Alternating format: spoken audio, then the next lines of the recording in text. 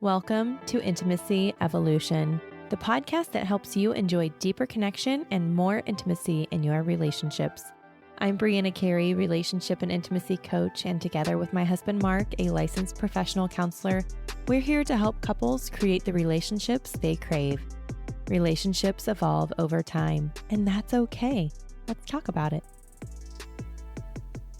Hello, and welcome to Intimacy Evolution.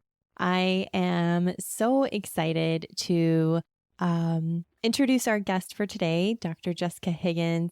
And in this conversation, we really dove into how to deeply connect during conflict. And she shares a lot of amazing tips and examples of her personal experiences and insight into how we can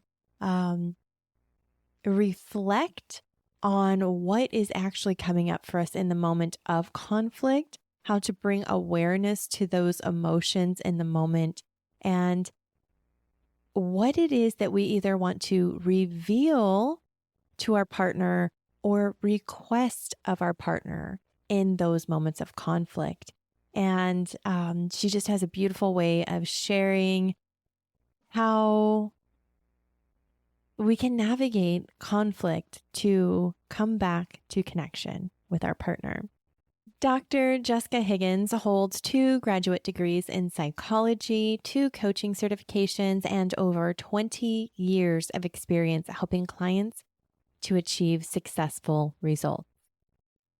She is the host of Empowered Relationship Podcast. She helps people to navigate the terrain of long-lasting intimacy more skillfully and mindfully. Through her coaching and online course, clients transform pain into love and connection. And I definitely felt that in this conversation. She even shared one of her free downloads that will be available to you. It is Shifting Criticism for Connected Communication. So that link is in the show notes, as well as her website and ways to connect with her. So again, I'm excited for you to listen in on this conversation, to take some tips and ideas away from it. So with that, let's get into the episode. I'm so excited for our conversation today. I am as well. Thank you so much for having me. Yes, I am really excited to delve into your expertise and for our listeners to just get some really juicy information from you, specifically around communication and conflict resolution. And so we're going to dive into all of that. So, yeah, if you'd like to go ahead and introduce yourself and share some fun information about you. Well, when you say fun, I don't always think of what I'm doing in the way of my work and how it developed. What might be fun for you to hear about?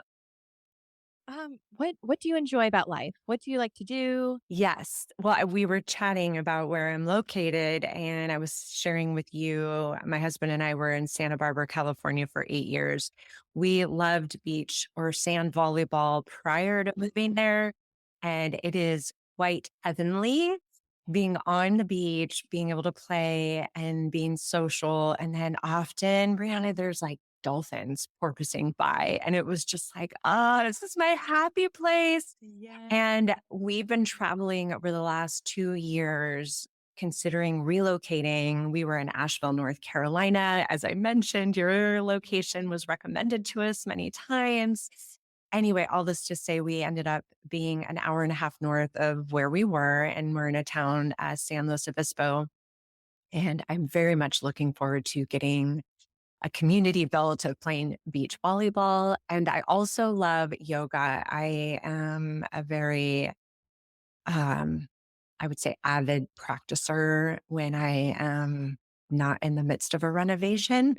And I love to hike. So I really love to be in nature and I love to be really embodied. A lot of my work, I utilize my empathy and my intellect, and I do my best to use my body. And I also just find it a really nice compliment to have the outdoor time, especially because most of my work is in front of my computer. Yes, I very much resonate with that. Oh my gosh, I love all of the things. Living on a beach is my dream. And so that is like something that we're considering as well in the next couple of years. And we love seeing volleyball as well. So maybe if Oh, we you get down do? to California, yeah, we can come hang out and play some volleyball. Oh my gosh. Yes. Please look me up. And how tall are you? May I ask? 5'9". Oh, okay. So you got a couple of inches on me, and that's a benefit. Yeah. And I love setting. I like doing setting, but everybody always wants me to hit. I'm like, I'm a setter. Um, but yeah, so I love that. Yeah, very much resonate with like being outdoors, being embodied. And I'm sure that comes into play with the work that you do as well. So if you want to give us a little bit more background into the work that you do, what was the catalyst for deciding to work with couples, relationship work? Is that, did you know that's what you wanted to do? Or was there like something that kind of gave you that nudge? I would say both. So the field of psychology, I don't know if my mother noticed it in me and then hence nurtured it. But Mhm. even as a young toddler and young child, she was like astounded at my interest in why people do what they do and what they were feeling. Like she was like, this is uncanny that you're able to like say, oh, they just did it because they said they were feeling like this or whatever I was imagining as a young one. Fast forward, junior high, I proclaimed I wanted to be a psychologist. And people are like, oh, you must be so lucky. It's been so clear. And yet I have meandered. There's, as you know, psychology is a huge field. And I worked a Mhm. lot with youth. And it wasn't until I experienced my own relationship challenges and really contended with we had all the materials and the ingredients for a lifelong partnership. We thought we were going to get married. And what we ended up and our dynamic running into, and really the pain that we were facing and not being able to resolve our conflicts or the threats that were emerging. I didn't have that language for then. And it really ultimately really created a lot of disconnect for us. And it set me on a real interest in self study and really pulling out some books and finding some principles to practice. And I feel as though they started to work, but at that time, I actually got accepted into a PhD program. At that time, I had an undergrad in psychology. I had a master's in Mm. psychology. I was brought up with I statements and communication practices and this reflective listening. So I thought I was pretty well equipped to negotiate intimate relationship. And what we were spending hours dialoguing and just talking isn't necessarily the type of communication that's really needed. And the real, we can talk more about what that means Yeah. that we were looping. We tried to get support from therapists and spiritual guides, and some of it was helpful, but ultimately it didn't. But what it did do to your question is it really sparked a real passion around this isn't modeled. Well, it wasn't modeled in my upbringing. I didn't see it Mhm. visible in culture around real Mhm. conscious relating to resolve in a way that's secure functioning and really able to get at the deeper core and to be in service of real support. I've seen compromise, I've seen one person conceding and those type of things. So all that to say, I was really excited about what a relationship, what that could look like by practicing these principles. So I individually made a commitment that I'm going to be doing this work. And it's not, in the beginning phases of dating, it's not the sexy thing. It's not the pretty thing. And Mhm. I was committed to it anyway. I ended up meeting my husband. We were friends for like 6 months before we actually started dating, but I was practicing these principles from day one. And not all that to say, I I did my dissertation on this topic, and then I continue to learn and grow and train and all the things. But I do my very best to practice everything that's I talk about and teach and coach and all the things. So Yeah. Oh my gosh, there is so much that we can dissect and everything that you shared. And I'm so excited. I was like taking notes. I was listening to you. I was like, okay, I need to write this down right now. Yeah. Yeah. Yeah. So you had mentioned looping. Um, so if you want to, can you explain that a little bit more, Yes. of how that shows up, what that looks like, and yeah. Yeah. I think for many people who have experienced patterns of disconnection will be familiar with some form of loop. It's a pattern where it feels as though you're not connecting with your significant other. I've heard people say, and it feels as though it's like we're speaking different languages, that I'm doing my very best. I have the best intentions initially, and I am speaking as clearly as I possibly can, and it's being interpreted or perceived in an entirely different way. And this is, I do a lot to talk about criticism and defensiveness. And Hmm. typically, what happens in these patterns or dynamics that are vicious loops when we're stuck in them, i- individuals unconsciously are protecting themselves and they have specific ways that they protect themselves. So they have moves and their tendencies that were learned and made perfect sense at one point, and yet likely the way we partner with another, it fits so perfectly that they feel injured by those very protective strategies. So that's often fits into the category of the classic dynamic of pursuer, Hmm. distancer. Hmm. I've had more of those anxious tendencies in the past. And depending on the stress level and what we're embarking, I still will see it emerge, even though I think we've arrived or not arrived, but like we've developed a real secure, functioning way of being together. And my husband's tendency is more towards the avoidant or withdrawing. And so his shutting down historically freaked me out. I was like, where are you going? Like, are you still with me? Like those type of things. And Right. and my protective strategy of checking in and trying to understand, or what it felt like to understand, that felt very inquisitive or querying. And I think even when we started dating, I was pretty aware of my delivery, but my energy was all a little bit needly, even though it didn't seem like I was attacking him or doing the interrogation. Yeah.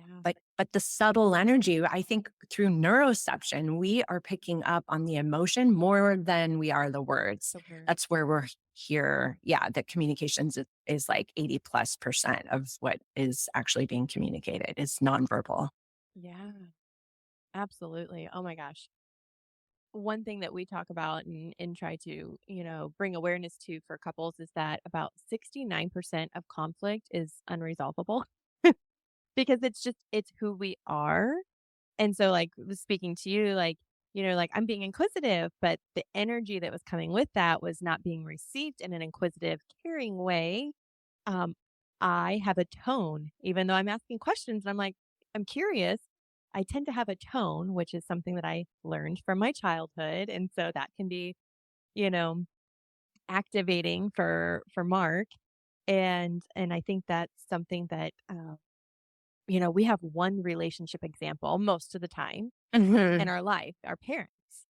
And however they displayed conflict and resolution or not, did they go behind shut doors? Did they not argue? Was it yelling? Like we had one example of this. And then you get into a partnership. And like you said, that protective mechanism is now like, you Alive know, and activated. Yes, because in adulthood, it's really the only place people are very surprised. They might compare their other relationships and think, oh, none of my other relationships are trigger or like going into this looping. So it uh-huh. must be us. But really, intimate relationship in adulthood is typically the only relationship that our nervous system reads it as survival, just like our parent child bond when we were little, that we need it for survival. So our nervous system is activated in a way different way than it is with our coworkers, our family. I mean, family is going to trigger, but because sometimes those parent-child Yeah. dynamics are still in You revert existence. back. Yes, yes. But friendships and all those things don't Yeah. activate in the same way. Interesting. It makes sense though. That's your partner, that's the person you're choosing. And yeah, survival would be paired with that partnership. The So it bonding. makes, yeah. Yes, yes, the pair bonding. And I agree with you. I think even the Gottman Institute in their research, they say every couple has 7 to 8 irreconcilable differences. And I remember hearing that. I was like, that seemed like a lot. And I was contemplating it. And I'm like, by that next day, I was like, yep, we absolutely do. And it's Yeah. not to your point that it's anything on face value, good, bad, right, or wrong. It's the Right. introvert, the extrovert, the spender, the saver. And that poses opportunity for differences. How we negotiate differences is the absolute training ground for how do we work together when there is conflict or differences. Mhm. How we deal with that, that can escalate to very problematic conflict.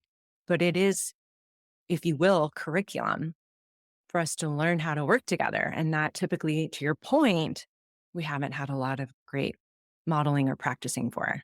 Yeah. We're not taught how to have relationships. We just go through life and pick pieces of what was, ingrained in us or what what we want, what we don't want. And can you share more about that? About it's not necessarily it's not avoiding conflict because you can't, but it's about how you navigate the conflict and coming to resolution or back to connection more quickly. Oh my Can you goodness. share a little bit more about that? Yes. As you ask this question, everything that comes up in me is it's about safety. And we hear a lot about safety. And I think with all the attachment research in the last 10 plus years, it sometimes gets interpreted as, oh, my partner needs to create safety for me. And we're not talking about that. We're talking about interdependence where two people, if we're talking about a monogamous dyad here, that Yeah. two people are able to find their footing, find their position, Hmm. both people. And then here's to your point, how we create safety is we get underneath the protective strategies. We drop into the core emotion, the primary attachment, longing, and the fear. That is not conscious typically, even for myself, who I've, Yeah. as I mentioned, all my training and background, and I've been with my husband 18 plus years, and I've been practicing and I believe in this work. I'm leaned in and I'm not always conscious when I feel my protective tendencies get activated. So Right. it really looks like, can we slow down? Can we access? And sometimes we can do that in partnership. Sometimes we need to do a little bit of an individual excavating, unpacking, deeper dive. Sometimes we need support to do that.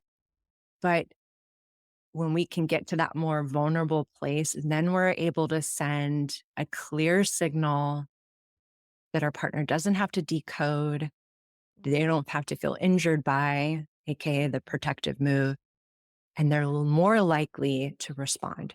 There are blocks and things that interfere, especially if it's a long-standing relationship where there's been traumas. But typically, this is where Brene Brown's work is so powerful, that we feel that even your responsiveness to me as I'm even describing it, I'm like, oh, right. It's a leaning in, it creates a desire to come close, to turn towards. And then we're able to see each other. That's where we have deeper understanding. That's where we have more connection. We may not like it, Yeah. but at least we can start having each other's back. Typically, we're like, oh, I feel you and I want to help. It's not my responsibility, but I want to help. I love you and I care and I want to help. I got really excited when you were talking about like interdependence because there's not a lot of talk about that. And I always, we share that a lot. And like interdependence, like you have to do your own stuff too. And then that makes the partnership so much stronger. Um, ugh, there's so much there. What would you suggest? How do you help couples that have maybe been dealing with this for a while and they're just like, there's no changing. There's no like, is there any hope for us in how we communicate and can we come to each other? Mhm. Yes. Well, I just want to say in my work, I've seen spouses, partners who've been together maybe even 18, 19, 20 years or 12 or whatever, a long length of time. And not always. Sometimes there's blocks where people are like, I have a client, he's like, oh, this feels so good, but this is not how it is. And I don't know how to trust this. So it's like part of him was like, oh my gosh, this is everything I've ever wanted. And then also another part that's like, I don't ever get this. And how do I trust that this is going to stick? Uh, but I have seen just the melting away of just all the armoring.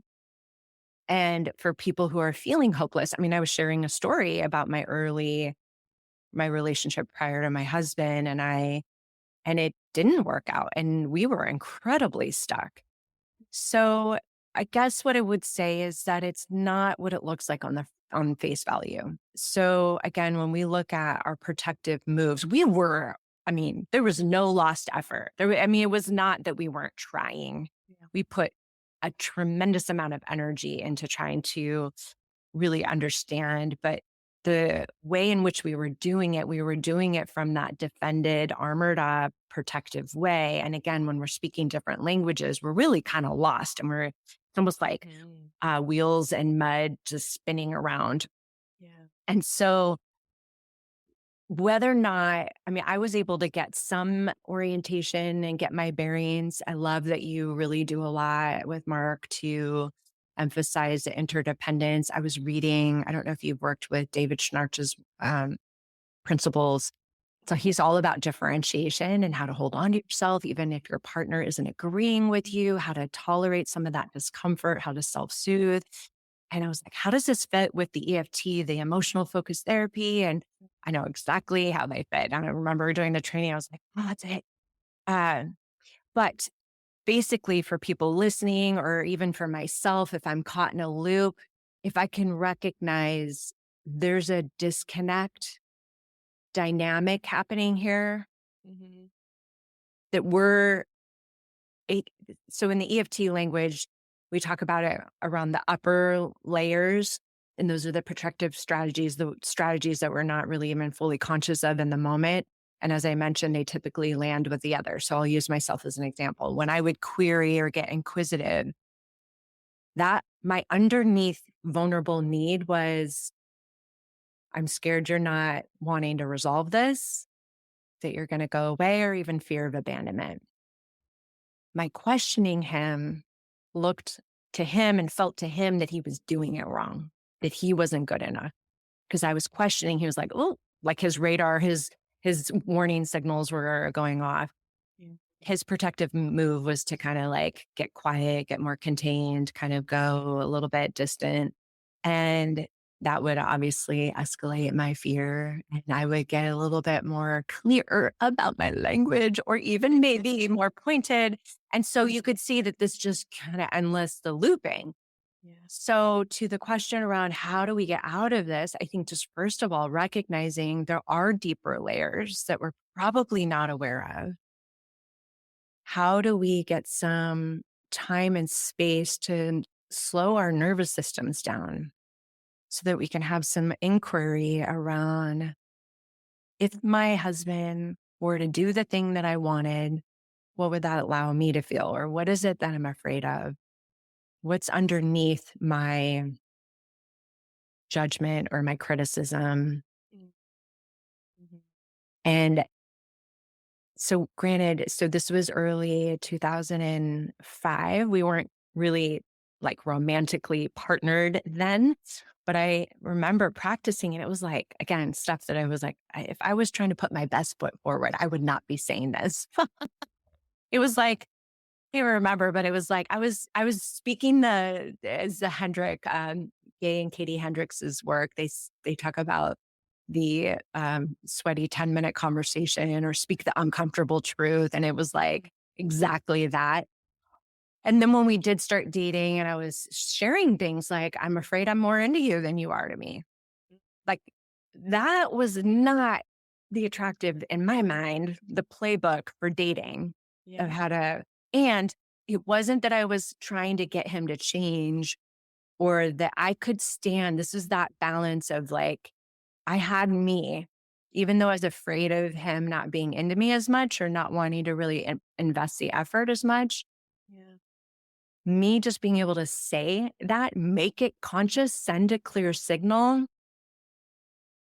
There's a couple things that happen. One, I had my own back.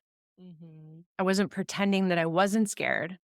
I wasn't unconsciously reacting, trying to protect and get security by these maneuvers that were pushing the person away.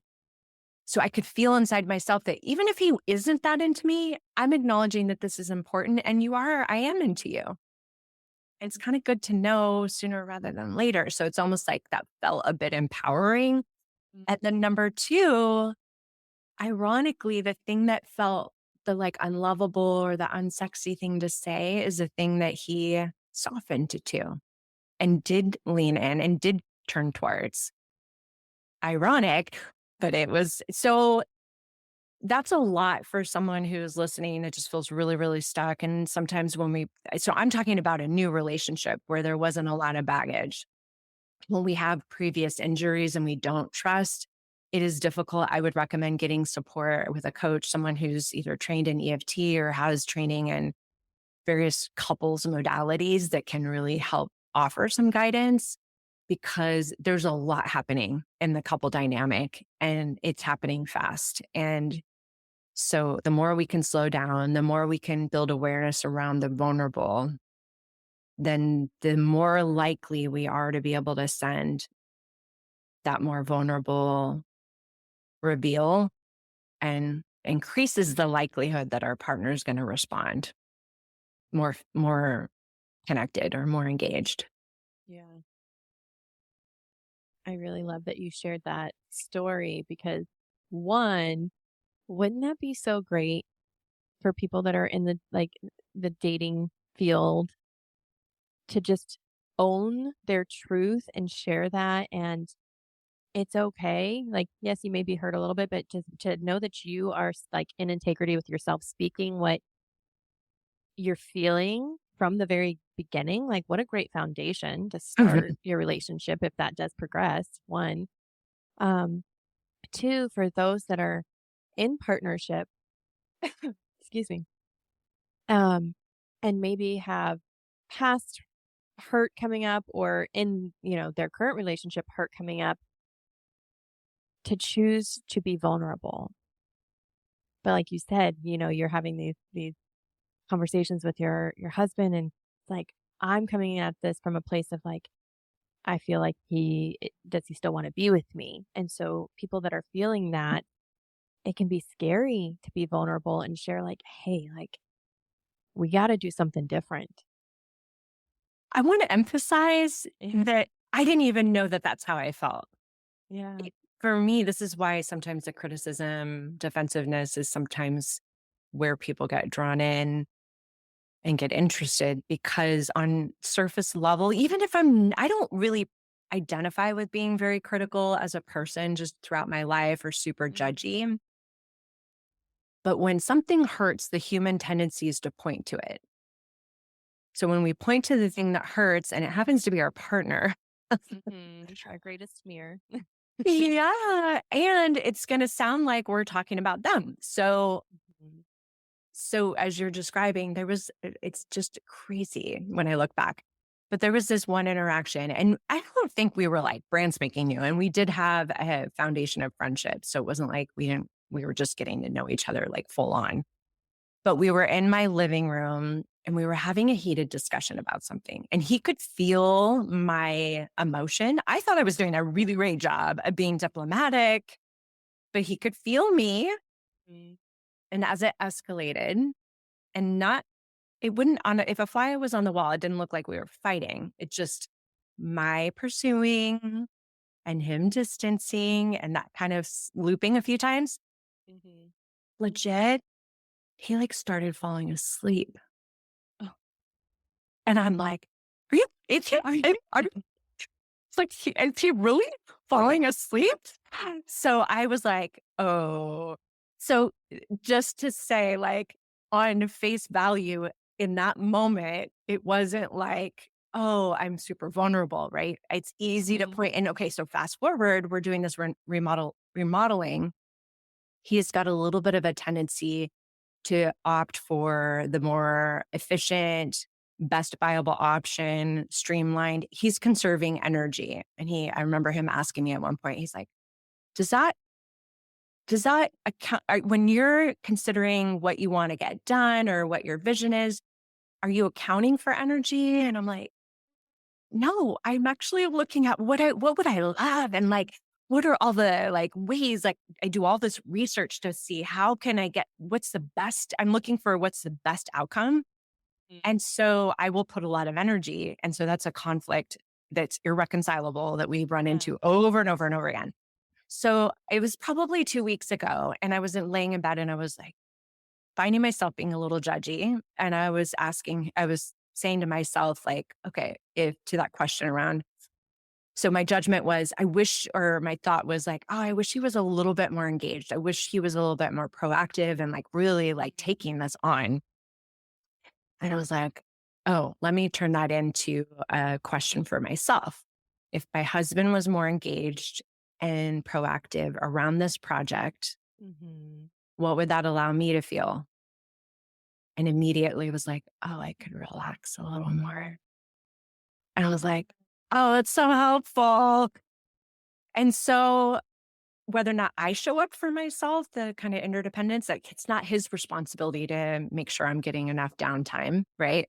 Yeah. And there might be moments where I communicate that more vulnerably to him around like, I feel like oh, I'm taking a lot of responsibility or I'm afraid I'm taking on too much or whatever the things are. And can we talk Mhm. about our division of labor here?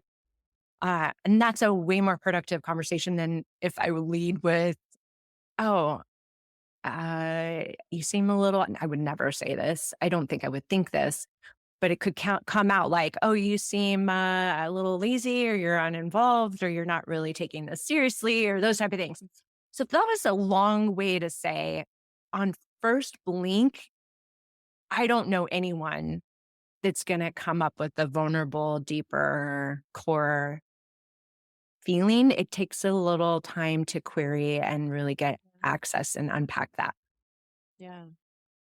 No, I love that you shared that you had the thought, which activated your self-reflection, and I think that's a point that a lot of us people in general need to take away and remember that, like, when we start projecting, that's an invitation to reflect and go inward to be like, "Okay, what is actually happening? What am I feeling? What do I want out of this?" Uh, yeah, I think that's, like, just take Yeah, that little note, rewind this back, listen to it again, write it down, and this is your reminder. I absolutely agree Yeah. because so much is well intended. But again, if we're on this autopilot of I'm doing what I know works, Mhm. whether or not it's somebody that gets loud or whatever the moves are, that we're not intending to be hurtful. Right. But when we're kicked in, we can feel if we're like moving fast or our heart rate is moving or beating faster or whatever the cues are to let us know we're a little sweaty or we're feeling some tension. Those are all really good indicators that we are activated. And so the real invitation to your point to slow down and wonder, that's going to give us a real different access point to more of this opportunity for connecting and real revealing and understanding on a deeper level. Mm. Yeah. Um, I have another follow-up to that. When a couple finds themselves in an escalated conflict and they see like they're like, okay, this is we're stonewalled, like we're not going anywhere right now. Like one's shutting down, one's like pursuing, like, but one of them is like recognizing like we need a break. Like we need like what do you suggest in those moments when emotions are very high? Um, how can they come yeah, what do you suggest they work through? Like, how can they work through that? Mhm. Well, I want to say this is tricky because in a dyad and partnership, likely one person's going to be more in favor of hashing it out and working it out. And the other one is going to be more in favor of giving it a rest, coming back to it when things are a little calmer. So there's going to be preferences. And this is, whatever the suggestion is, it's going to be catered towards more one than the other. Having said that, if we get out of that immediate preference and we look at what's the real goal, and if the intention and the vision is we want to work together, we want to learn how to have each other's back, we want to do our best to achieve a win-win, we want to be for each other. It's not about being right, right? Sometimes we get into that automatic human tendency of like, but my way, and sometimes we don't even know why the thing we're suggesting means so much. Sometimes even asking like, why does this matter to me so much? Yeah. What's the significance? Those are some of those deeper questions. And then if there's a bit of revisiting that desire that we're for each other, then perhaps it takes a little bit of that pressure off. Then we can get a little bit more exploratory, understand, okay, what is the need here? What is it that you're really wanting? Like, so if my goal was if we're taking a vacation and we're to go to the beach and that I'm like super like, that's what we need to do. And my husband's like, no, we need to go to the mountains. And he's like, no, that's what we need to do. Sure, it might actually be about the geographical location. But if I ask myself again, what would being at the beach allow me to feel? Mm-hmm. Maybe it is to feel more relaxed, or maybe my husband is like, I want more adventure, or, whatever. So if we really get at those things that matter, then we can put on the table relaxation and adventure. Then we can get a little bit more creative and look at, okay, how is this a win for both of us? Now, if we're in those more escalated moments and it feels like we're not in a place where we can access that goodwill, I think it can be helpful. I did this when I was really young. I came across, I don't know whose work it was, but it was like, am I wanting to be right here or am I trying to resolve this? And that's a good litmus test because there have been many times where I'm like, oh, I think I want to be right. And so I'm like, Right. okay, foot in mouth. That's a Yeah. time to At least pause. you know. At least I know. Yeah. And it's not a bad thing. We're human and we have that tendency to like, Yeah. that dopamine hit when we win, right? Yeah. It's just part of, and especially in the West, like we're in a very competitive culture. So if we can check in around that goal and we really still wanting to work this out, or the one that's a little bit more trying to like calm, and if their system is like, no, I just am overwhelmed and I can't even see like clear. I feel like things are closing in. That isn't like, I'm not interested in resolving it right now. I'm interested in just getting myself back online. Yeah. Good to know, right? So either one of those can be good questions to ask depending on one's tendency. But when we're looking at the couple dynamic, I think it could be best to have this done at a time instead of trying to implement something live when it's never been discussed. But typically, recommendation is at least 20 minutes to calm the nervous system. And if we can take a little break or a pause, and for the person that doesn't want to take the break, the real critical piece to this is that we say when we're going to come back, whether or not it's we need to renegotiate a longer time and I need more time, or we're going to do our best attempt to resolve this, whether or not it's in 20 minutes or whether or not it's in a couple hours or even maybe tomorrow if time is a factor, like, Yeah. different commitments are on the table. But the person who wants to work it out maybe is a little bit more prone to feeling abandoned or left, things or things getting swept underneath the rug. Yeah. There's a little bit more reassurance that the person does want to come back.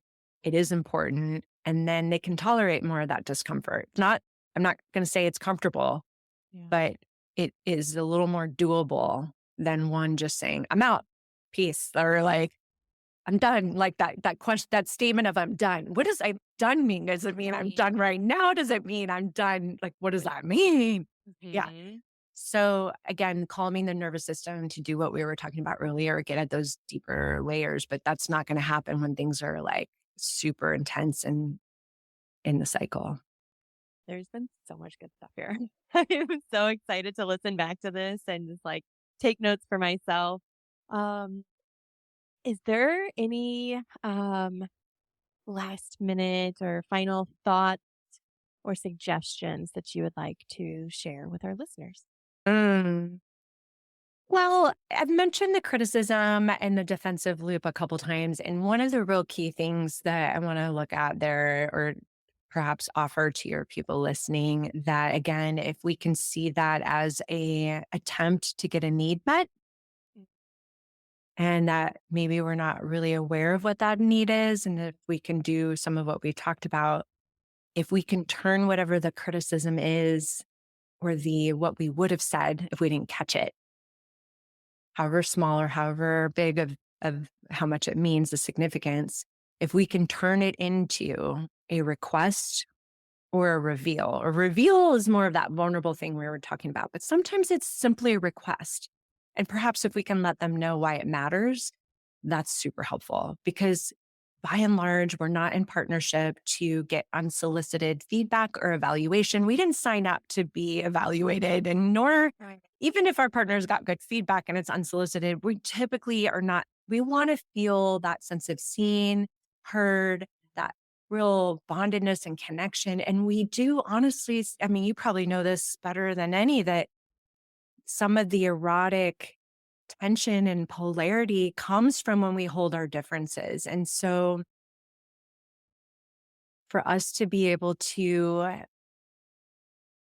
offer what we're feeling or have a request that might be different, that we can make room for that. And I kind of lost my train of thought there, but that's what I would recommend is really just having an opportunity to pause to be able to shift into a request or a reveal that really gives your partner because it's honestly they're going to get caught on defending themselves and it's kind of like taking the bait. It's like really going towards a smoke signal when really the deeper thing, it's like it's going to get people off and running on something that cuz the person that's attempting to get a need met, if they don't lead with the need, it's not going to get met and they're going to feel Right. crappy and the other person's going to feel crappy because they felt mischaracterized and they want to defend themselves. Yeah. So, that's what I'll Your say. partner's not a mind reader, so you have to speak the need. Right. I love the phrasing, a request or reveal. That's like, ooh, those are good, just little easy reminders for yourself when those are coming up. So I love that. I love it so much. Yeah. Please share with our listeners where they can find you, how they can connect, and if you have anything that you'd like to share with them. Yeah. Well, my website is drjessicahiggins.com. That's doctor with a DR. And what we've been talking about a little bit, I do have a free offer that is a simple download and it helps people reverse engineer a critical tendency and how to really rework that language, that startup, so that it is more of a request or a reveal. And there's lots of examples. I think there's like 20 something examples and what it sounds like when we're critical, like real situations and real language, and then how perhaps that would sound if we were utilizing kind of the deeper need or the vulnerability and making that into a request or a reveal. So it's a good kind of workshop tool. And I think you have the link to that. Yes, And I will be then, sharing that. yeah, I have a podcast where I offer, I think I've been podcasting since 2015 and I delivered a lot of the content initially, and then I interview other people and experts and guests, and that's empowered relationship.